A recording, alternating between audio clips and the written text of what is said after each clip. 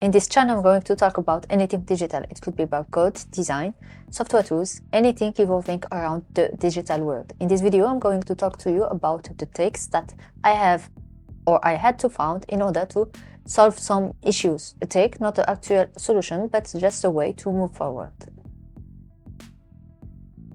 So I changed the logo again, and it is actually also the YouTube channel logo. I have this circle, the shape of the logo, with this surrounding transparent area. When I uploaded it to YouTube, I had this issue.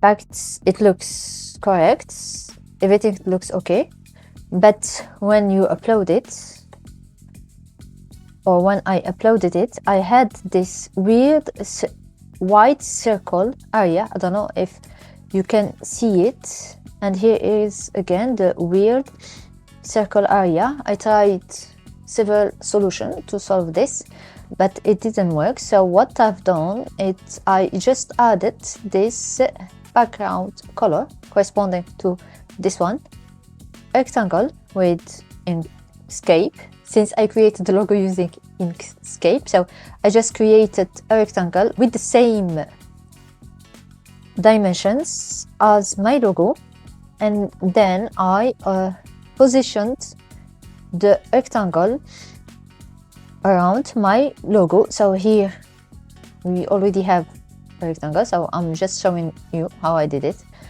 And I selected the orientation or the placement of my rectangle, and I placed it in center of the page where my logo is, and then I set it to the background or to the first layer.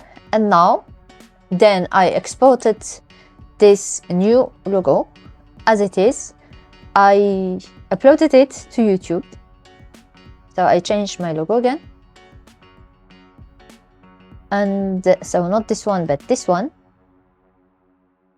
Again, everything looks correct. Published the logo. You can see here there's still this white area around the logo. Now when you go to the channel, you can see that the issue disappeared. There is no more white area or glitching around the logo. You can see here now that the white circle area disappeared. I had another issue with the plugin. The problem wasn't in the plugin, just a way to use it. It's the Dataview plugin from Obsidian, or that works with Obsidian. So the plugin allows you to extract data from your vault and to display it in a certain way. The data is your notes, the properties of the notes, the metadata about your note. So in this, or the issue I had is a way to display the emojis, or to use the emojis to display a tracker. Let's say I want to display 4 squares. So the 2 first are in purple and the remaining 2, 4. This is what this function does, the pattern function, again from the Dataview plugin. So I'm padding to 4 characters. I already have these 2 emojis, 2 characters. So I need 2 more. So I need 2 more yellows. So it should display 2 purple squares and 2 yellow squares, but it displays only the 2 purple squares. Now if I add another, or I change the value of the number, if I want, for example, to display 5 squares, I will have this, a weird displaying character, this one. So the solution was simple, is to consider an emoji, or the weight or the length of an emoji, as 2 characters and not 1. So if I want 4 characters, all I have to do is to multiply the value by 2.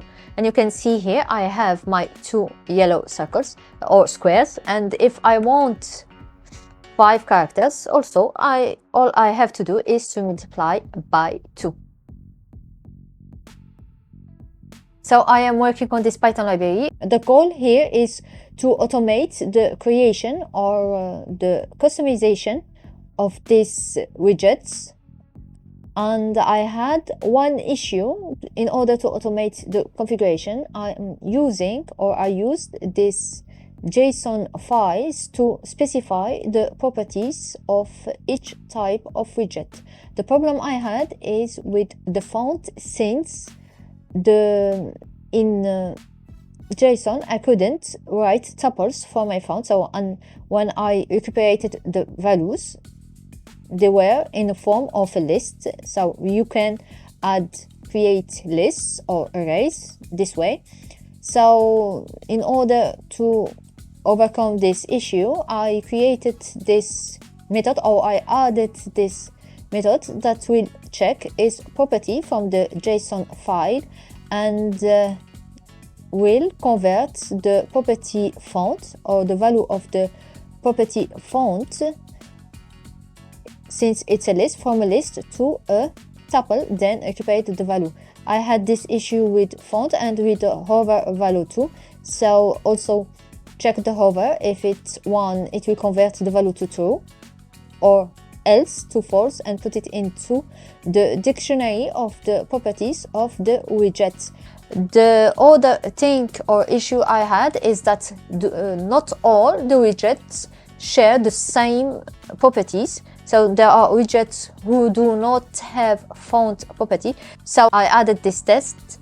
If the widget doesn't belong to the set of the widgets that do not have the font property, I can update the font property, and this way the creation of the widgets can be automated. For example, I have this widget automatically customized using the values from the JSON file.